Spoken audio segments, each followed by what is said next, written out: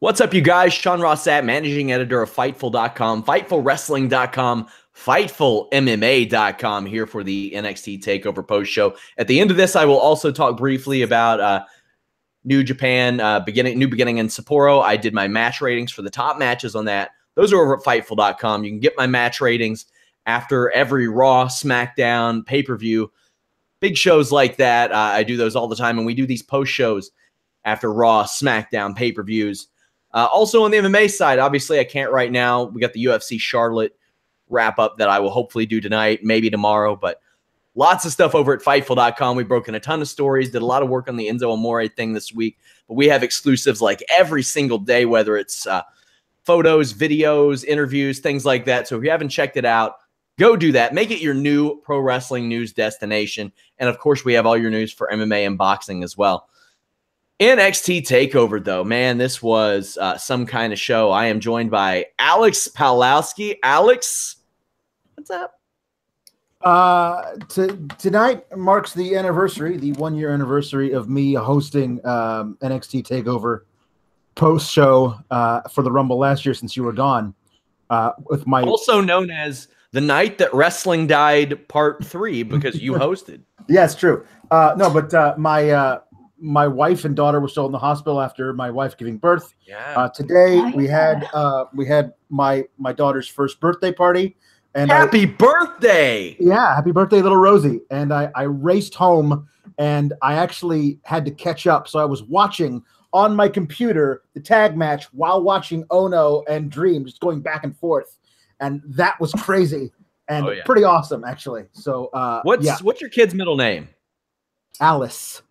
I was going to say, it has to be some sort of Alla something. We got to have a Pawlowski the 5th. Technically, I guess you could say, but yeah, like, come on, we had to do that. I'm also joined by Anna Bauert. You can see her on EPW. They are doing all kinds of great stuff. Anna, what's up? That was it was good. It was good stuff. I'm good. Yeah. Let's get into it. We had this pre-show. Samoa Joe joins the panel. I really liked him on this panel.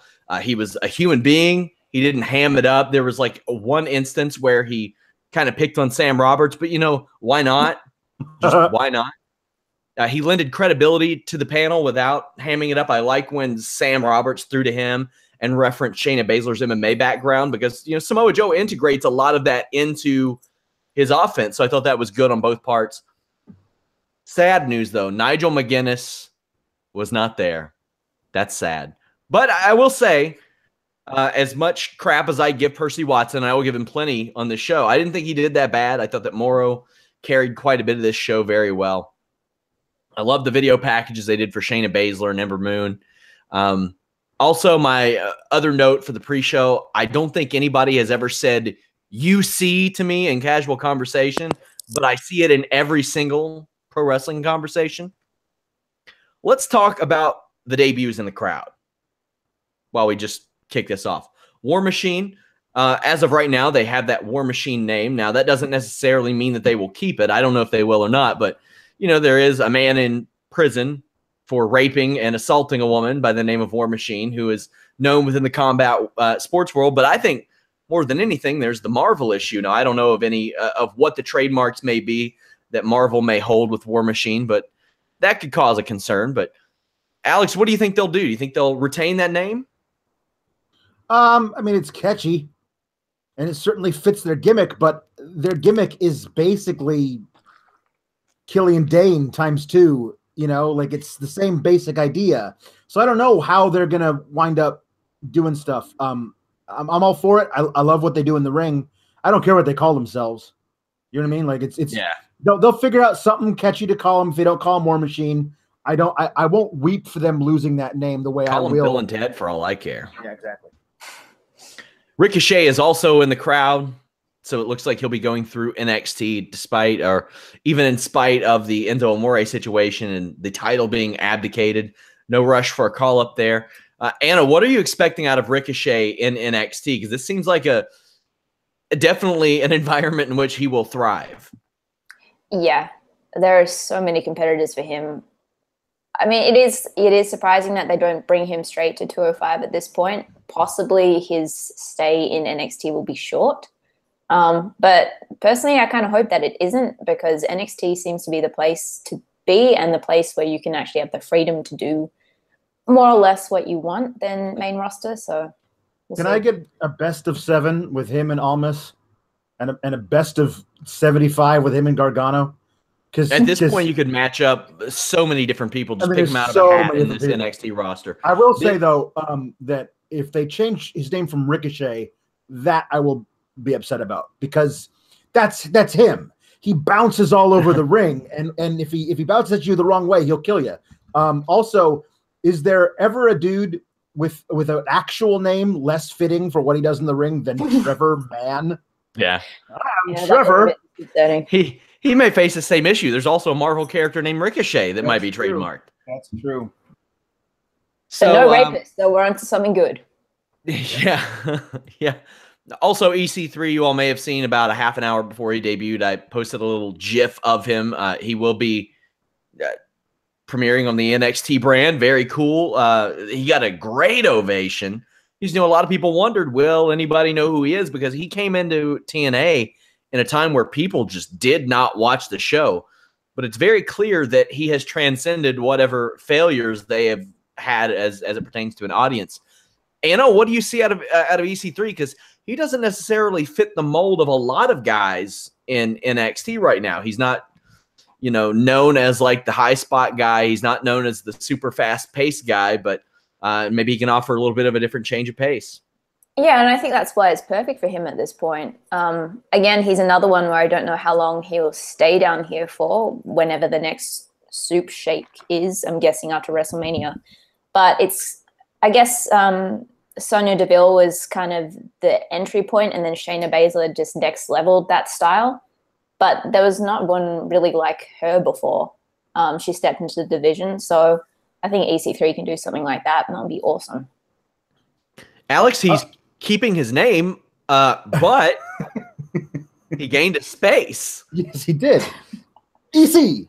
Well, I got to ask you, you're the expert on this matter. Yeah. You are AP4. I am AP space 4. So you use the space. You embrace the space. I do embrace the space. Otherwise, it looks weird, because then if you use Roman numerals, it looks like APIV, and that's not good. True. So yeah, no, I wonder People how think many it's of some sort of these STD. fans, yeah. I wonder how many of these fans remember Derek Bateman. You know what I mean? And it's kind of a homecoming for him. Like he was here. He did some fun stuff while he was a part of NXT, like in the early stages of NXT, and then he left. And now he's coming back to like NXT. Let's be honest, like they're killing it right now. So like you're joining one of the top divisions in the sport. So I want to see what he does with that, because he can carry a promo like very few guys in NXT can. Mm-hmm. So he can make a feud by what he's able to carry in that, as opposed to the guys who may not be as charismatic on the mic, but can do way more high spots than he can. You can balance out a feud that way. I'm looking forward to seeing what they do with him. Yeah, I think that Drew Gulak has adopted a little bit of the EC3 like delivery style, which I think has helped wonders. Now, I don't know if his visa issues are cleared up yet or whatever, but I mean, it's very likely that Rockstar Spud will be under WWE contract or is under WWE contract. He and EC3, and they have done nothing but great things together. I encourage everybody to go back and watch the match they had together in England when EC3 had a brace on from like his shoulder to his wrist, had a torn bicep, and still worked the match. And just a fantastic heel work from EC3, great babyface stuff from Rockstar Spud. It's good to see that WWE got over the TNA affliction they had that kept them away from signing people that were there, because EC3 is a guy who definitely worth giving another shot. So let's get into this card. Started off with Undisputed Era defeating the Authors of Pain with Paul Ellering for the NXT Tag Team Championship. Anna, this was a little different seeing the Authors of Pain work from underneath, but they did it, and I bought it. And God, I thought that Occam sold that leg really, really well. And when you had the stiff offense and the type of submissions that Bobby Fish and Kyle O'Reilly had, it just worked really well. And I mean, This lived up to it after I had watched Minoru Suzuki just tear Hiroshi Tanahashi's legs to shred this morning. And it still worked. And maybe it was a little similar to that, but I would say that 95% of the people watching this didn't see that earlier. So I don't think that had any effect, but I love the way that this dynamic went, Anna. Yeah, because, I mean, I'm not the biggest fan of matches where you work over a body part because I find that they can get quite labored. But the way that they did it, it was fast, it wasn't labored, and it was like incidentals within a bigger attack. So it didn't solely become about destroying this dude's leg. Those two, the Undisputed Era, is so impressive. I've seen bits and pieces of them from the indies, but this is just, I'm so glad that they're now here and with the platform to show this kind of work. AOP, as you may remember, I wasn't the biggest fan in the beginning. They were green. They still are green, but every time they get in a ring like this, they deliver. Exactly. Now it seems like they found their place. They are the strongmen, but it's like every time they jump into a ring in a pay-per-view, the leash comes off and they just go out to destroy. It's to the point where I was questioning, do you think Ellering took Arkham out back and shot him because he hurt himself? Like a thoroughbred?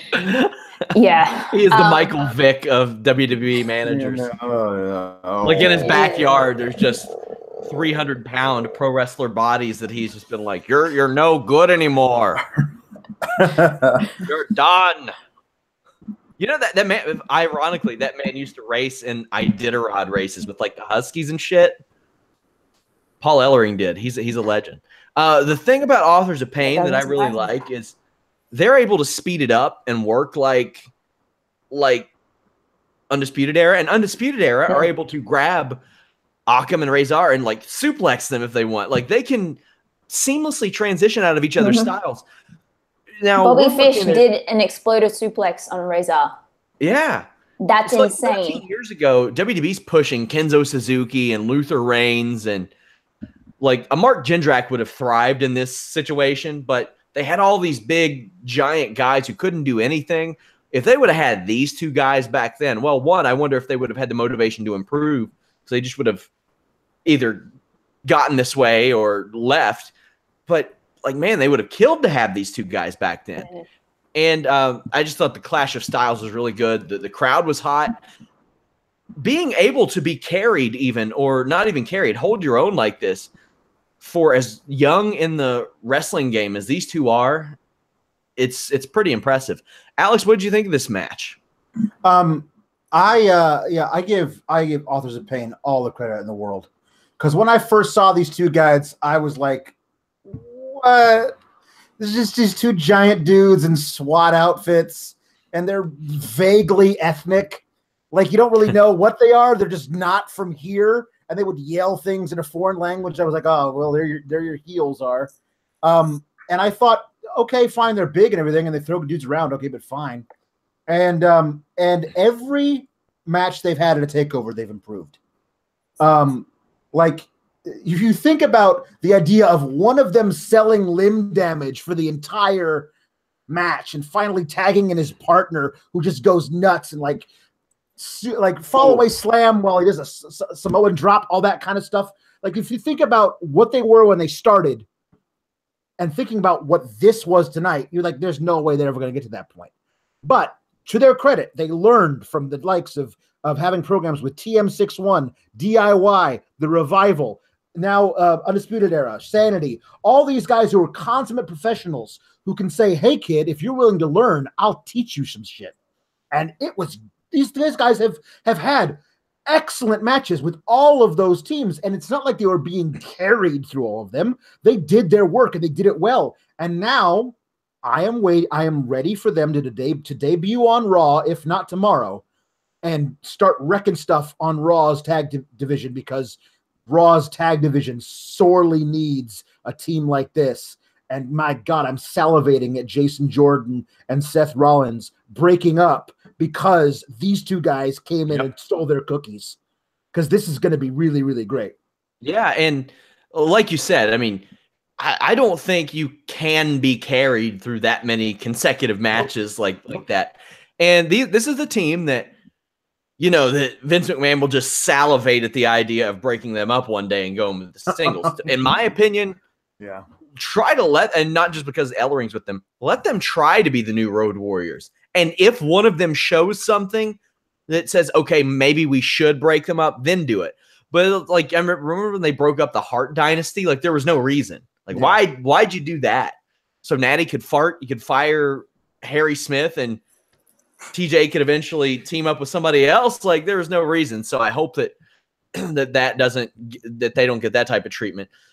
Undisputed Era were just awesome here, per usual. Kyle O'Reilly, one of my favorite in the world to watch. He is just unbelievable. He Hurricane Rana's out of a Super Collider and wins after AOP run into each other.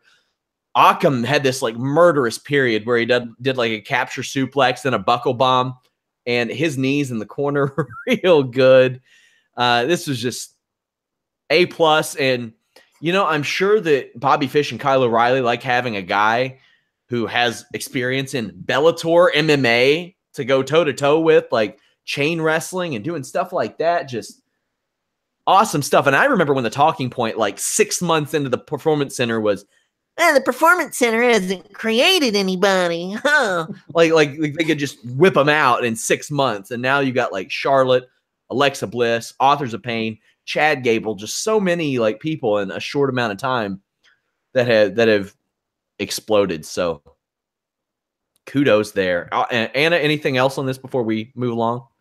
Just the number of lives on Fish and O'Reilly is so impressive. They were killed and came back so many times. But even their selling was differentiated enough that it's not like, okay, little guy's being killed again. It's Bobby Fish is, you know, complaining loudly to the audience of like, oh God, no. And then Kyle O'Reilly is actually just, he knows he's about to die every single time. And so it just, little things like that makes a match so much more amusing. And it isn't just painful to watch these two guys that you really like being killed over and over again. Here's an interesting question posed by Mike Straw, a writer for Fightful. When the Authors of Pain go to the main roster, does Ellering go with them? Because the thing is, I can't imagine them without a mouthpiece. Like they really should have one. I do think that they need one, but I don't know if he does that type of travel schedule. Alex, what do you think? I think they could be awesome heaters for some heel smaller guy. You know, like you could totally, or a guy you could. Here's what you could do. I don't know how long Samoa Joe's going to be out. Have a Samoa Joe come in and say, "Hey, I brought some buddies. They're going to take you out." You know, John Cena or Roman or whoever that Samoa Joe is up anti. You know, like not that Samoa Joe can't handle his own problems, but if he comes in with these two dudes, I mean, like you could do a lot of stuff with a guy who can do the mic work for them. Yeah, there's a lot of stuff you could do there. But yeah, I thought that should have been the trio that motivated the Shield return. Yeah, there you go. Samoa Joe and the Authors of Pain. Anna, any thoughts on that one, Ellering up to the main roster with them? Can you imagine if Heyman decided to bring AOP as Lesnar's lackeys? Just like, we'll teach you, we'll give you some experience, and then they just kill every single person on that roster. Or that Braun takes out Brock in some way or something like that, and that's Paul Heyman's backup to bring those two guys in to take out Braun before the match tomorrow. These are his new recruits. They take out Braun, and now it's just Brock versus Kane. It's over in 5 minutes, and that's what gives Braun the motivation to try and come in and win the Royal Rumble. There's a lot of fun things you could do, but they probably won't do any of those things. No. Up next, Velveteen Dream defeated Cassius Ohno. Again, guys, my match ratings are over on Fightful.com right now. Velveteen Dream was white hot. He had said that he could beat Cassius Ohno in under 30 seconds. It almost did. Knocked him out cold. He was wearing hilarious boxing gear. This guy, just everything about him is a little bit different. His posture, like, for lack of a better term, he runs around erect all the time. Maybe there is no better term than that. He bumps a little bit different. He's like a tiny bit pigeon-toed, but has excellent footwork. It's such a weird, like, he bumps different. Like, and the one thing I love about it is I tweeted was that he's so unorthodox and unpredictable. that sometimes WWE production can't keep up with him and just says, to hell with it, we're not going to zoom in on any of his offense because we don't know what he's throwing and when he's throwing it. Ono hit a nice release orange crush. He kind of crapped the bed taking Dream's finish. Like I don't think he's as nimble or as light as he thinks he is, Cassius Ono, because when he got up on Dream's shoulders, he went in a little too hot, and that messed up too. It got really, really, really sloppy at the end. But I mean, even after the end, after like the Purple Rainmaker, the elbow drop, the crowd was still super hot for Velveteen Dream. Like they didn't give a damn that they messed up towards the end. As far as a match goes, wasn't my cup of tea, but as far as the crowd reaction went and the character and what Velveteen Dream has been able to accomplish at 22 years old, that's promising. Alex, what did you think from a match perspective? Yeah, it got sloppy. Things weren't executed well. I think it's just a lot of it was Dream saying, "Yeah, no, just jump on my back, and I'll give you my little cartwheel thing." I was like, "Oh, that didn't work." For whatever reason. But yeah, you're right. He's something special. 22 is a baby. Like he's got so much more to grow and do and change and just, I mean, I don't even know. Like you don't even hit your prime until you're 32, 33, 34. 19 on Tough Enough. This guy was. It's just insane. Like where he could go. You know what I mean? So, barring, the horrible catastrophic injury or whatever, but I can't believe he made this gimmick work. A, and B, he's way better in the ring than I ever thought he was going to be. I'm super psyched to see what 2018, 2019, 2020 holds for this guy. Like he's only going to get better. And that's scary considering how good he is right now. Isn't it amazing that he had time before he came to WWE to be a tag team champion somewhere with Leo Rush? Yeah. Like that's crazy. And they're both like 12 years old. So this guy, it's just like you said, can't believe he made this work. Anna, I mean, this he was handed just a steaming sack of shit. And he put it through a filtration system, and somehow a diamond like made it through all of that. Now I'm sure you've been given a few acting roles in your day that you looked at and you're like, oh well, this. How do you make the best out of something like that when it's very clear that it's garbage to begin with?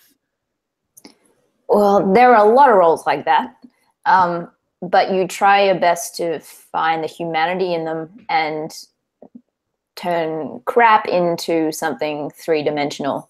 Turds are 3D.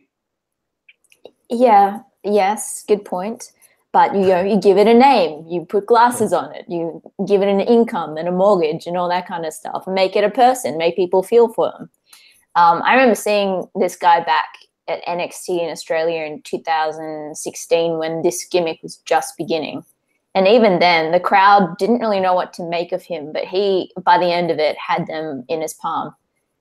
And this guy, like I really enjoyed this match, and hats off to Ono as well. There was a spine buster on Ono from Velveteen Dream that was set up perfectly from Ono. And that's as much praise as we're giving Velveteen Dream, this was hats off to both of them. Yeah, there were some glitches, but it's live wrestling. Two issues, I guess. I just wish that, because Velveteen Dream's entrance was awesome. It was the kinkiness that boxing needs. But I kind of wish that Ono then came out with the same entrance just to try and one-up him.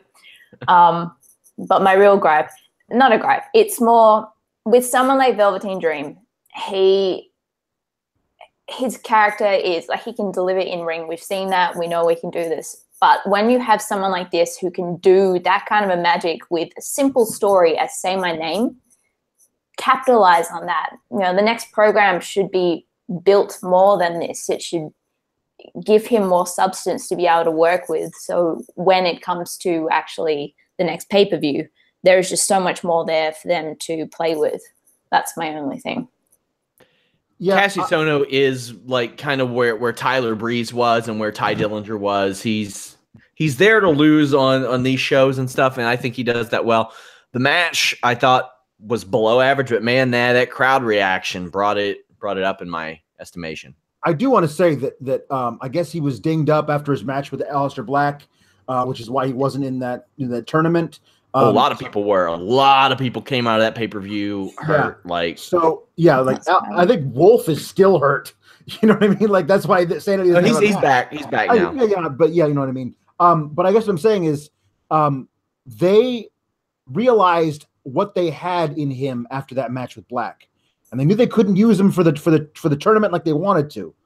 So they said, when you're healthy in a couple of months, you're going to come back and have this amazing match with Johnny Gargano for an NXT #1 contendership. Then we're going to somehow manufacture out of nothing a match with you and Cassius Ohno, who's one of our best hands. And we're going to make sure we get you on that takeover card come hell or high water, because we got to ride this thing right now. And that, to their credit and to his credit, they took something that was nothing and turned it into a, fun little bit. It wasn't as great of a match as it was last time, but they made sure they got this guy on the card. Roddy Strong's not on the card. There's a lot of guys who have been really good for the last few months who were not on the card. This guy got on the card. Yeah, it's a fair point. Yeah, and Triple H went out of his way to even announce it the other day. He was, because they could have left it a question mark there, but they put him on there, and right move, because he is super over. Just super over. NXT Women's Championship, Ember Moon defeated Shayna Baszler. They, like I said on Twitter, they've turned Shayna into Macaulay Culkin's character in The Good Son. She has no heart at all. Like, she just is cold and calculated. They did the boxing entrance for Baszler where they start from the back. Super awesome. She also has not aged since the first time I've seen her fight. It's just, it fits. There's a certain, like, you can tell when somebody's a real badass and when they're playing badass.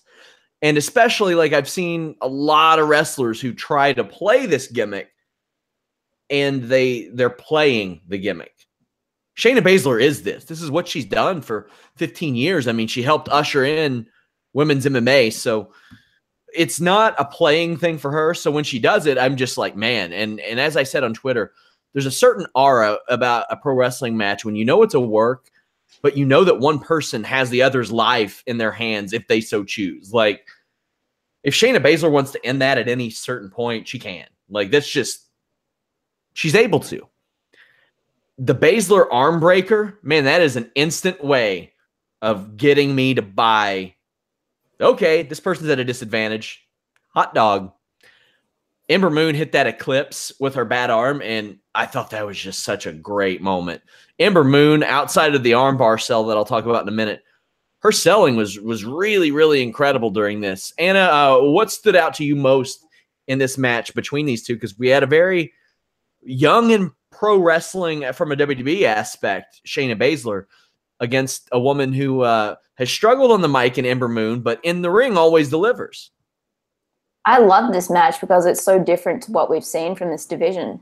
And yeah, she is young to pro wrestling, but I think we're at a point with pro wrestling that so many different styles have now been accepted as, okay, well, it's not just muscle men beating each other up anymore, that this is completely acceptable. It's sports entertainment. This was entertaining as hell. So I loved it. I've loved the build as well of Shayna Baszler.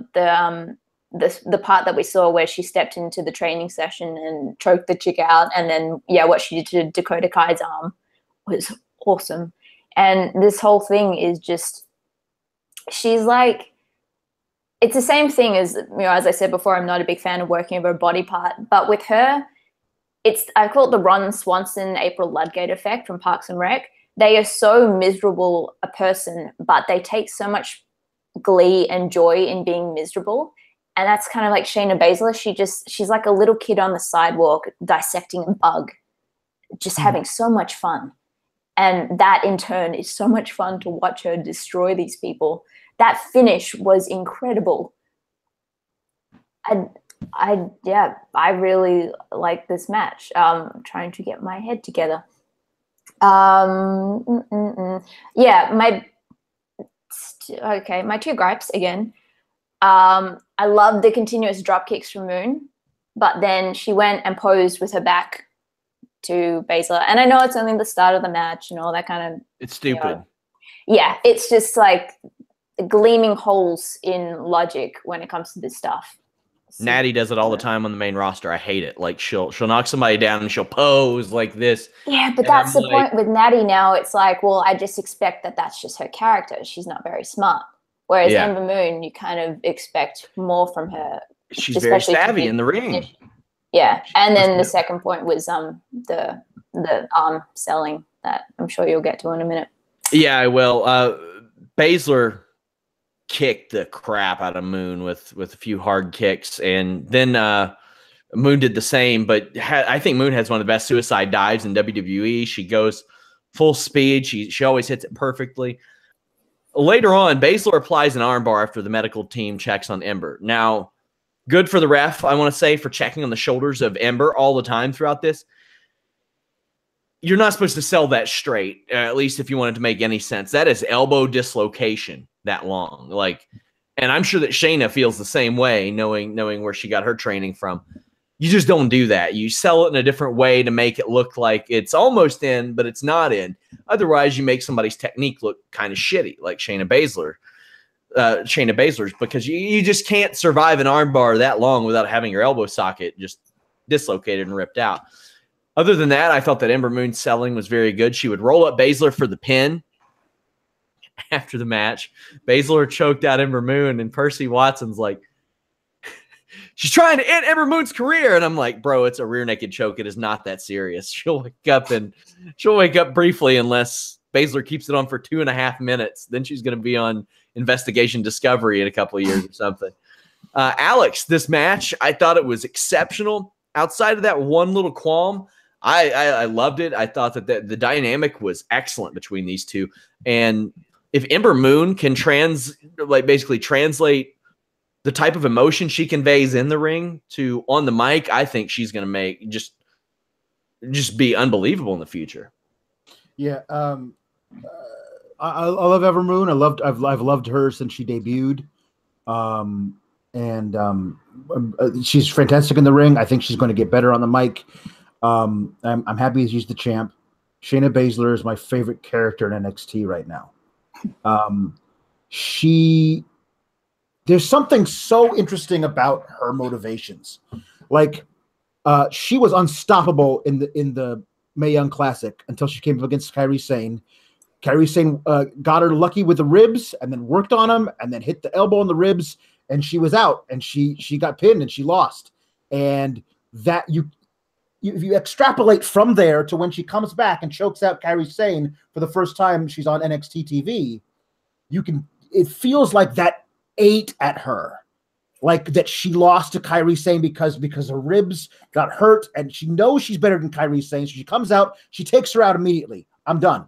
Now who's the big fish I can go after to further prove that I'm the baddest bitch in this division? And she goes after everybody, just go over everybody like this. But all it is to draw out Ember Moon so she can take out Ember Moon. And she had her, and she knew she had her. And then she lost on a lucky roll-up, she thinks. So she's sitting there in the corner. She's got her head in her hands, and she's like, no, I can't believe I lost. And there's this moment where she's doubting herself. And then she says, nope, I'm going to squash that right now. And she gets out of the ring and goes and chokes her out.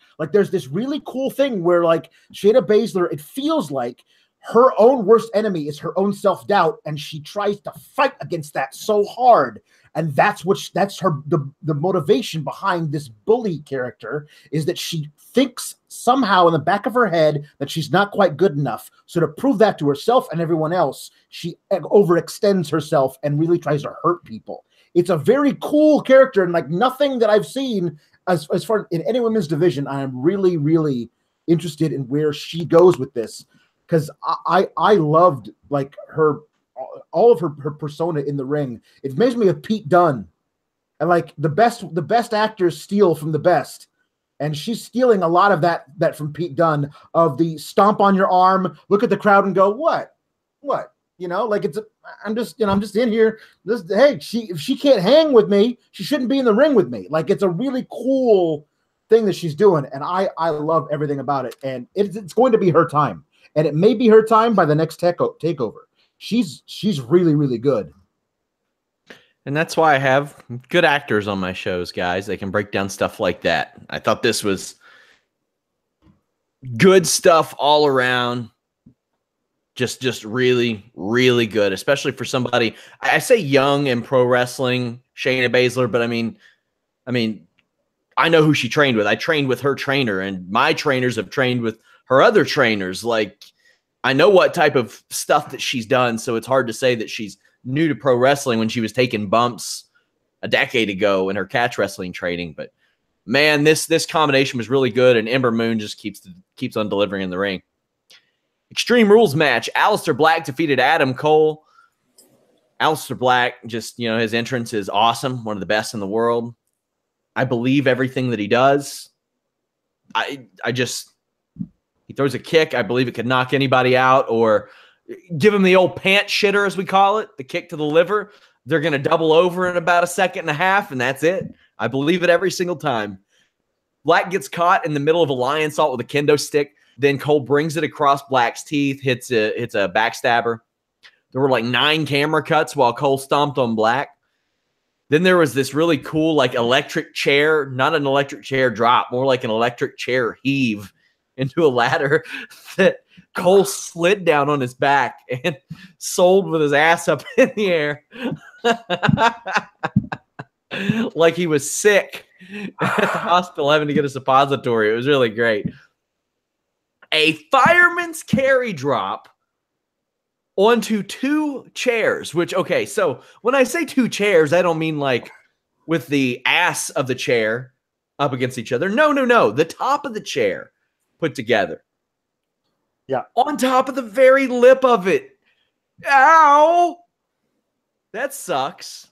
There is a sick knee to the face of Cole through a chair. Then Undisputed Era interfere and attack Black. Sanity evens the odds.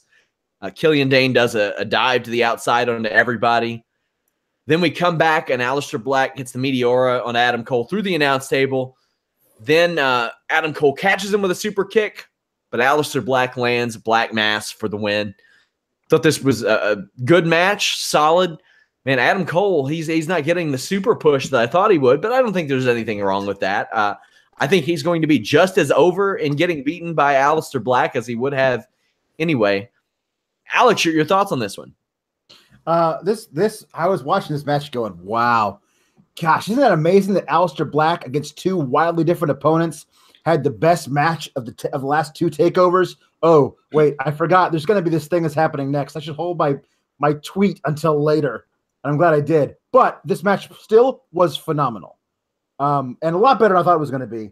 I've never been a gigantic Adam Cole guy, but, you know, I don't see anything wrong with it. I think he's a lot better on the mic than he is in the ring, but that's because he's really charismatic. But this match really sold something for me. Like, there was a lot of cool stuff. The Extreme Rules part of it really added a lot to the match for me. There was this amazing part. Like, only like real performers with that kind of charisma add so much to matches like this.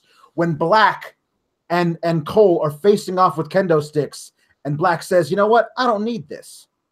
And Cole's face is like, oh, you are so stupid. Like, that's great. What a great thing for that heel to feel in that moment.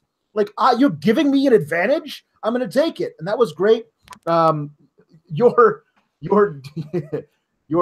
assessment of the fireman's carry to the 2 spines of the chair, or as dumb spot. It's the AA, or in this case the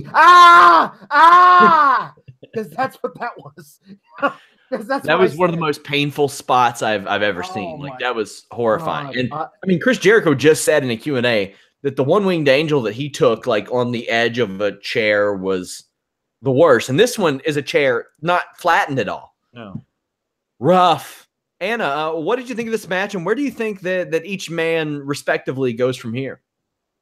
I would be so happy if this continues and it gets Aleister Black somehow involved with Sanity up against these guys, and it becomes a 3-on-3 if if Wolf is still recovering.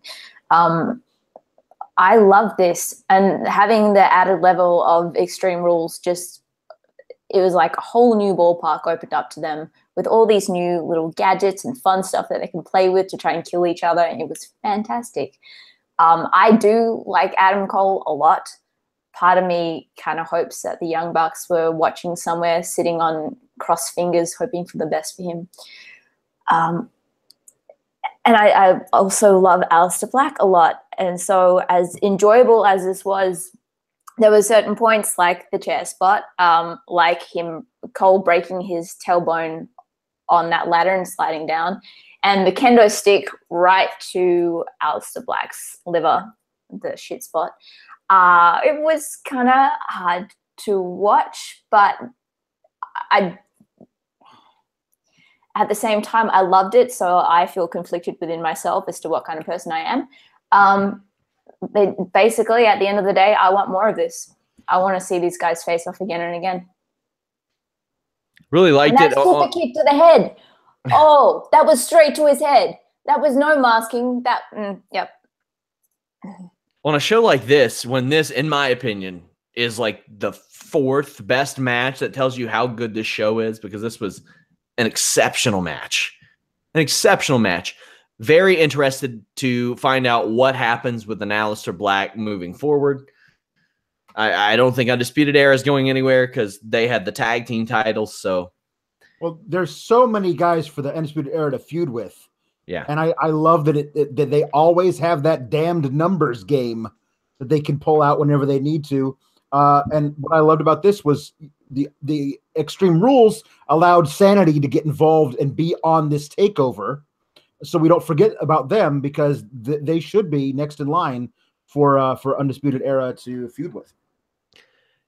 Yeah, people on the main roster are going to have to step it up eventually, or we're just going to reach a point where virtually everybody there is going to have to be supremely talented in some manner. Now, there's always the talking point of, will the main roster show up and show up? They don't have the chance. There are 2-hour-long battle royals on that show tomorrow. They don't have that opportunity. Nope. I mean, the Royal Rumble is what it is. Yep. Main event, NXT Championship. Andrade Cien Almas defeated Johnny Gargano to retain the championship. I'll go ahead and spoil it for you guys since it's already up at Fightful.com. I think last year, maybe, I gave one match a 10 out of 10. Earlier this year, I gave Jericho Omega a 10 out of 10. This one got a 10 out of 10, and if I could go above that, I probably would. This was one of the best pro wrestling matches I've ever seen. Maybe the best match in NXT history. There are 3 or 4 that really stand out. DIY Revival, Sasha Banks and Bayley in Brooklyn, Zayn and Nakamura. But this one, I think, is right up there. We'll start off with the entrances. Andrade Cien Almas busting out the La Sombra mask and had the band. That was very cool. That was a nice touch, a nice homage to his past.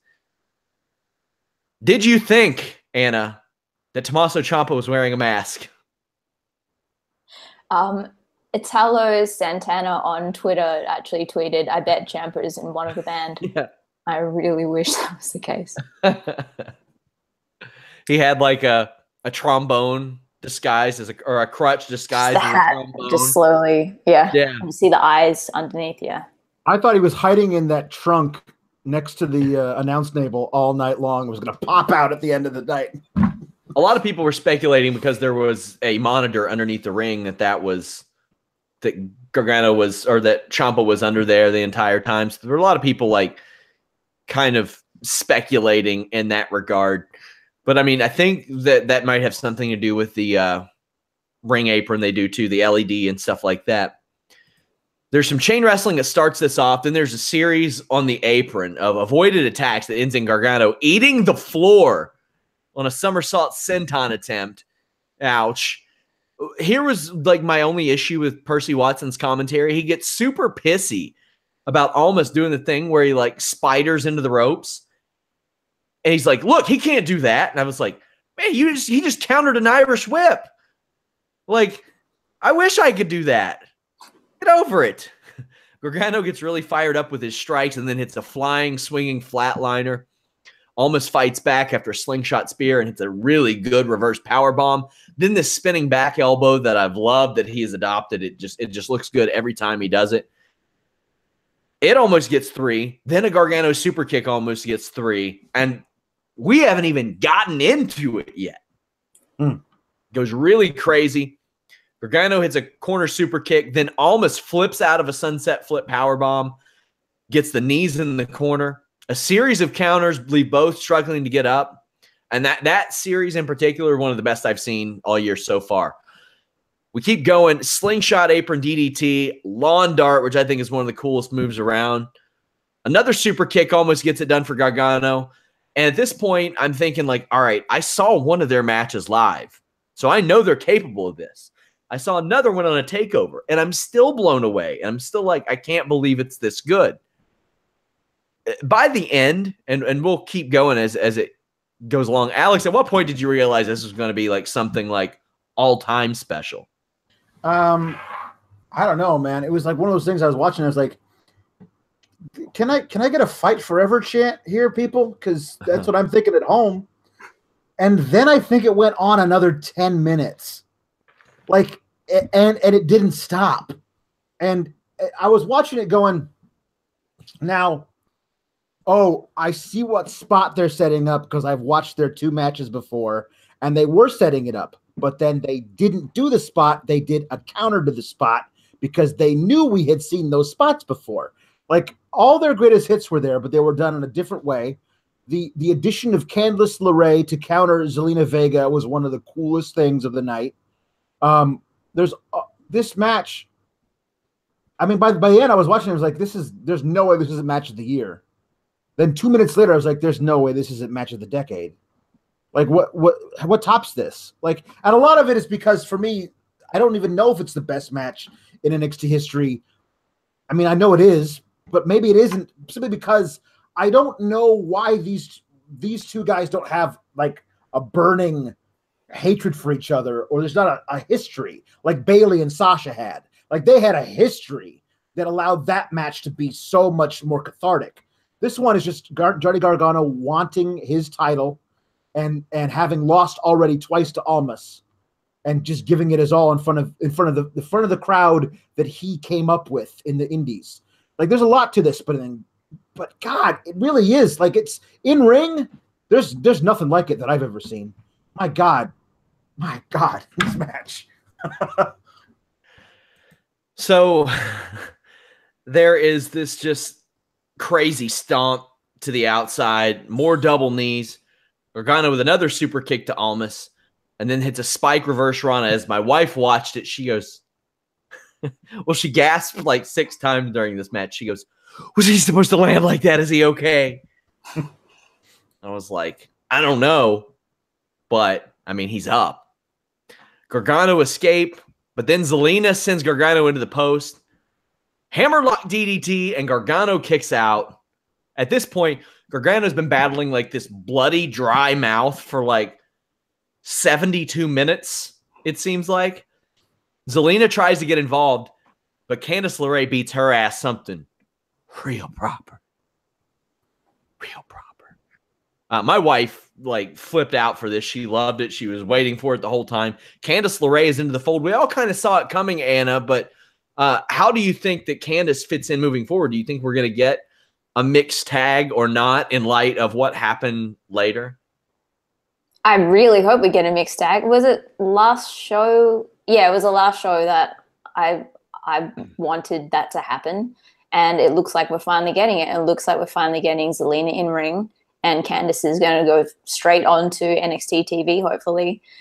That was just so cathartic. And it kind of made me so freaking angry as well. If you heard Sunny's comments this past week over Candice and Bayley's appearances about them being too ugly for wrestling. Are you serious? I want to punch her in the face. That's official. That woman will do anything that she can to make a headline. Like, that's it. That's all she cares about. Like, I will say one thing about their appearance, and they're both freaking gorgeous, and that's it. But that did come to mind when I was watching this, unfortunately, because that was one of the last things I'd read about Candice before watching this. The match in general, I stopped taking notes. It was that I woke up my neighbors. I know I could hear everything here. I'm sure they came home at 4 a.m. and they're going to be pissed at me. But going off what Alex said in terms of storytelling, I would kind of disagree, because it has mainly been Gargano's journey, but at the same time, it's a 3-person act. This was set up a long time ago, whether or not they had this particular finish in mind, with Andrade doing the sleeping around thing and then Zelina coming in, and then, with the DIY, and Zelina with the DIY t-shirt, which was kind of the start of this feud, which has been going for quite a while. And we haven't really had, actually, no, we've had quite a few, maybe not face-to-face promos. We've had a few in-ring, but mainly Zelina calling him out. But I think the build was sufficient enough for this, and hats off to all of them, because they got this over tenfold. Johnny Gargano is just the full package, while being shorter than Vince would want and all that kind of stuff. He still manages to be the full package. He is the best babyface that they could have asked for. And now with the ending that we got, I'll let you talk. So as the match winds down, Almas had Gargano on the apron, hits knees to them on the post, and the draping DDT wins it. Alex, am I alone in thinking this is the greatest match in NXT history? There were a few more that I mentioned. I had some jabroni on Twitter come at me and say recency bias. I think I watch enough wrestling per week, all of us do, to kind of throw that out the window. When it's good, it's good. When it's not, it's not. This was top of the heap in NXT in history, in my opinion. I'll never argue against it. The one that comes to mind as a counter is Zayn Nakamura, but we all knew what that was. That was Zayn's farewell and Nakamura's debut, so we knew how it was going to end. This is different. We had this was the false finishes, my God, in this match. And honestly, you had me believing anything could happen. The thing about this that I loved is I'm watching this going, man, this isn't even the real feud for Johnny Gargano. Like, the real shit starts later, and as a point of pride, those two, Gargano and Ciampa, are going to use this as motivation to put on a match better than this. After the match, Tommaso Ciampa comes out, hits Gargano with a crutch. It was very simple.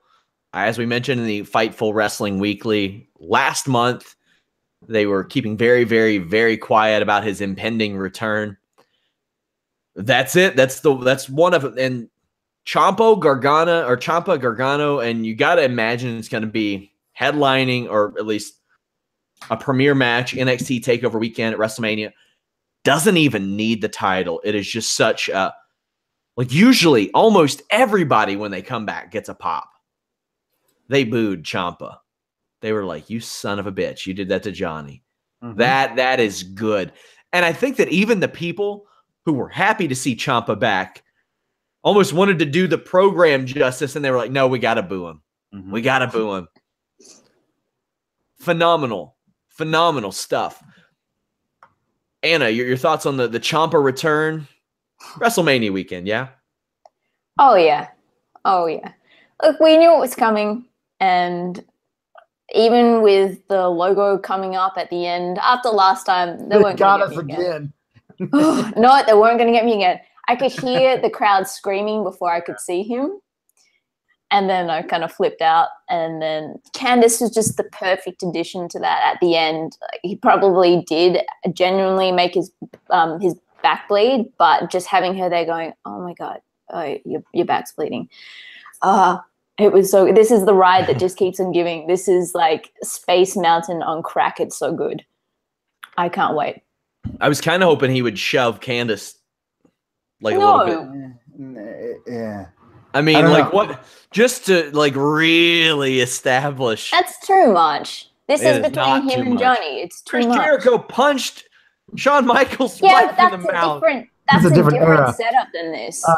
Well, era as well, but this is a different setup. This is, you could see it in Tommaso's eyes. He was just burning a hole in the back of his head.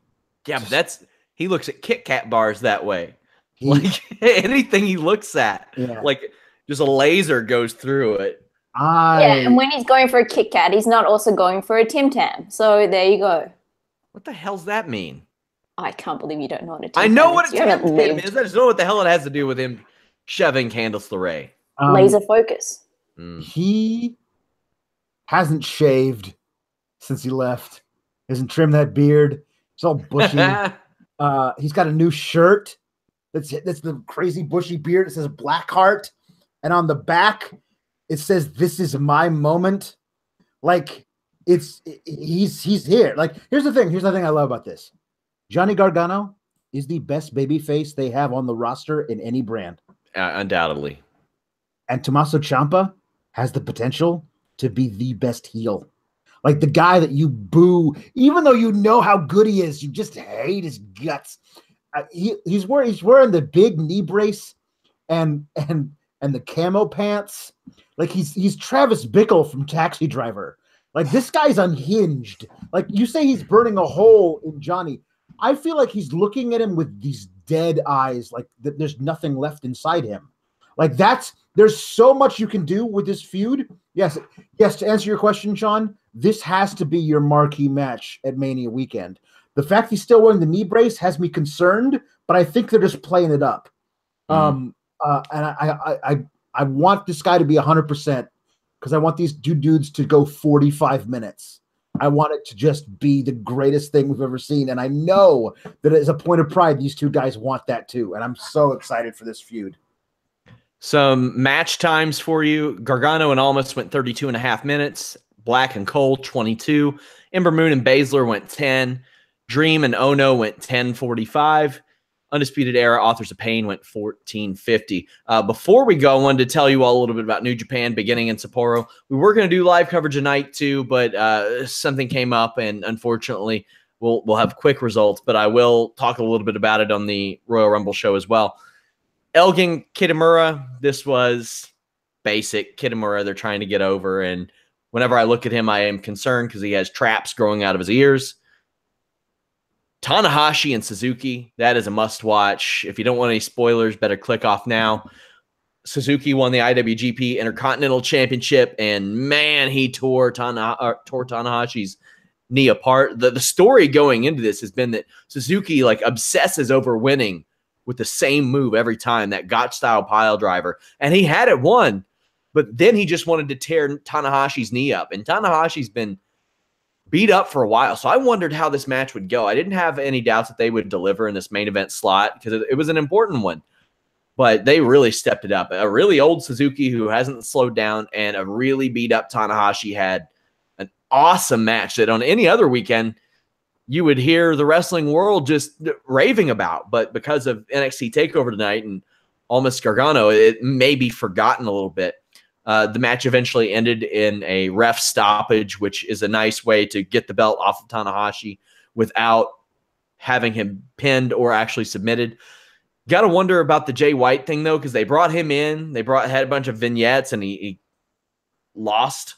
And then his team lost last night. He did get some heat back on Kenny Omega, and they'll work against each other very soon. So you got that one. The Elite Bullet Club dynamic is very interesting to me because Tama Tonga's been very quiet throughout this whole situation with Cody, Kenny Omega, and you've got Cody battling Kota Ibushi, and Kota Ibushi's friends with Kenny Omega.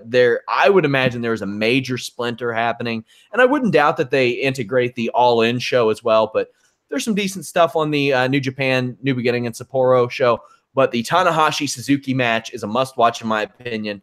I have match ratings for some of the main matches up there, and maybe soon we'll be able to dedicate a little more time to it, but we're running out here on this NXT TakeOver show. Anna, I want your thoughts on this show as a whole. I mean, gosh, I always like to ask what, like, years down the line will pop out and you will remember. But I mean, I think we would all be in agreement there.